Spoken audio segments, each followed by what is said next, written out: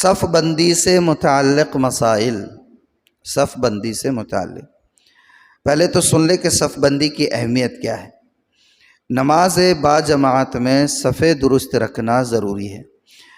نبی اکرم صلی اللہ علیہ وسلم نے اس کی بڑی تاکید فرمائی ہے۔ نبی اکرم صلی اللہ علیہ وآلہ وسلم نے اس کی بڑی تاکید فرمائی۔ حضرت انس رضی اللہ عنہ کی روایت ہے کہ پیغمبر علیہ الصلاۃ والسلام نے ارشاد فرمایا، سووا صفوفکم فإن تسویۃ الصف من تمام الصلاۃ۔ فرمایا کہ صفوں کو سیدھا رکھا کرو، اس لیے کہ صف کو سیدھا رکھنا نماز کی تکمیل کا حصہ ہے۔ مطلب یہ ہے کہ اگر صف درست نہیں ہے تو نماز مکمل نہیں ہے۔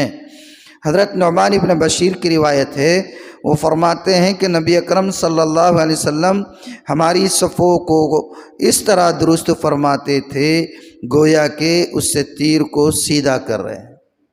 گویا کہ اس سے فرق سمجھے الفاظ کا آپ، تیر سے صف کو سیدھا نہیں کر رہے، صف سے تیر کو سیدھا کر رہے ہیں۔ کیا سمجھ میں آئے؟ کیا ہے؟ ایک ہے تیر سے صف کو درست کرنا، اور ایک ہے صف سے تیر کو درست کرنا۔ اور صحابی رسول فرما رہے ہیں اللہ کے رسول صفوں کو اس طرح درست فرمایا کرتے تھے گویا کہ اس سے تیر کو درست کر رہے، کہ صف ایک دم سیدھی ہے اور تیر میں کچھ تو بھی کراس اور آپ اس کو سیدھا کرو، ایسا کھینچ رہے ہیں، سیدھا کر رہے ہیں۔ دیکھ سبحان اللہ، آج کہاں ہے؟ ایک یہاں بیٹھتا تو ایک وہاں بیٹھتا، ایک وہاں بیٹھتا، وہ کرسیاں رہتے بیچ میں گیپ رہتا۔ ہم نے تو بولنا بھی چھوڑ دیا، کیا بول کے ایک بار بول دیے، للعاقل تکفی الاشارہ، عقل مند کو اشارہ کافی رہتا ہے۔ کتنے بار بولیں گے؟ گویا کہ اس سے تیر کو سیدھا کر رہے ہیں۔ پھر جب آپ صلی اللہ علیہ وسلم نے یہ محسوس فرمایا کہ ہم اس بات کو سمجھ چکے ہیں تو پھر آپ نے یہ عمل چھوڑ دیا۔ یعنی کہ جب تک صحابہ میں صفوں کی درستگی کا اہتمام نہیں آیا تھا، آپ برابر صفوں کو درست فرمانے کا اہتمام فرمایا کرتے تھے۔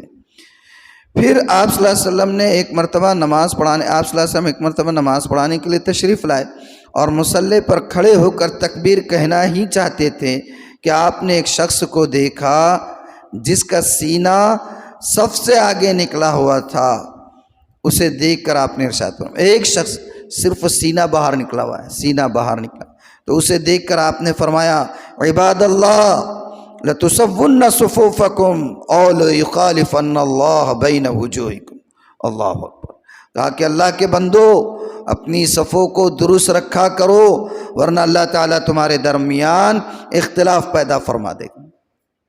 نبی کی زبان سے نکلا ہوا جملہ ہے۔ آج ایک گھر میں رہتے ہوئے 10 سر میں 10 الگ الگ دماغ ہیں اور ہر دماغ کسی اور بر اعظم میں رہتا ہے، رہتے ایک چھت کے نیچے اور ہر ایک کا دماغ کسی دوسرے بر اعظم میں ہے۔ یعنی یہ حال۔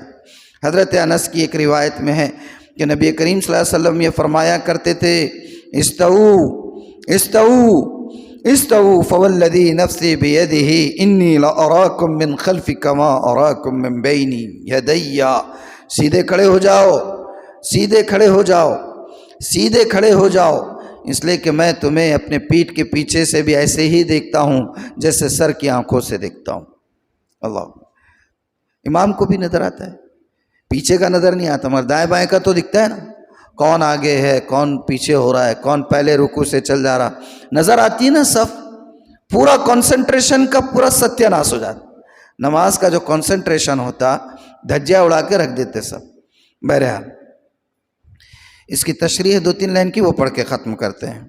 شارحین حدیث نے لکھا ہے کہ نبی اکرم صلی اللہ علیہ وآلہ وسلم بطور معجزہ امامت فرماتے ہوئے اپنے پیچھے کھڑے ہوئے نمازیوں کو بھی دیکھ لیتے تھے۔